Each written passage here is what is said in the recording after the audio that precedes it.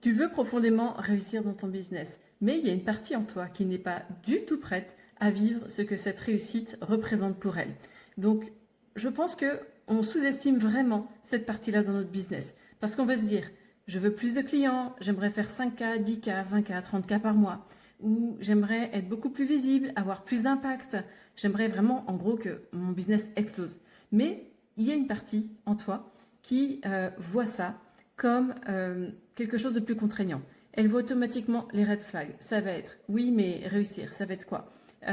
Travailler davantage, peut-être m'épuiser, avoir plus de responsabilités, à terme, avoir à gérer une équipe, ne plus pouvoir revenir en arrière une fois qu'on a franchi ces caps-là. Qu'est-ce qui va se passer en réalité?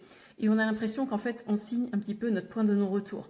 Et ça, c'est quelque chose que notre système nerveux identifie d'une manière consciente ou inconsciente et qui nous amène à avoir des comportements, des actions qui vont venir finalement plafonner nos résultats pour nous éviter cet inconfort, nous éviter le risque de vivre cette insécurité-là. Donc, comment ça va se manifester? Eh bien, en fait, on va mettre en place des actions parce qu'on se dit, OK, cette action-là ou cette stratégie-là, cette manière de diriger mon business, elle m'emmène vraiment vers les résultats que je veux. Et en même temps, notre système nerveux dit SOS, donc il va nous amener toutes les raisons de procrastiner, de ne pas encore passer à l'action, de faire les choses différemment ou de changer de positionnement, améliorer encore son offre, etc. Donc toutes ces histoires-là, en fait, tu les connais bien probablement. Et on a l'impression en fait qu'on est dans une sorte de procrastination ou qu'on est complètement dispersé, qu'on n'arrive pas à aller au bout, qu'on manque de régularité. Alors qu'en fait, au bout d'un moment, on va finir par se dire, mais en fait, qu'est-ce qui ne fonctionne pas chez moi?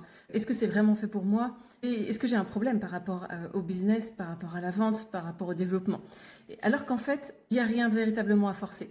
Pour moi, il y a vraiment plutôt à réaligner la manière de voir sa réussite, de percevoir comment est-ce que mon business peut atteindre un certain niveau d'évolution, un certain niveau de résultat, sans que ça sacrifie ce qui compte vraiment pour moi, dans mon équilibre de vie, dans ma vision. Alors certes, la réussite, ça va nécessiter un changement d'identité, l'identité de celle qui traverse ces paliers vers le résultat, vers la capacité à accompagner ses clients, mais on reste toujours dans l'alignement, on reste toujours dans quelque chose qui nous parle et qui nous expanse en fait sans nous trahir.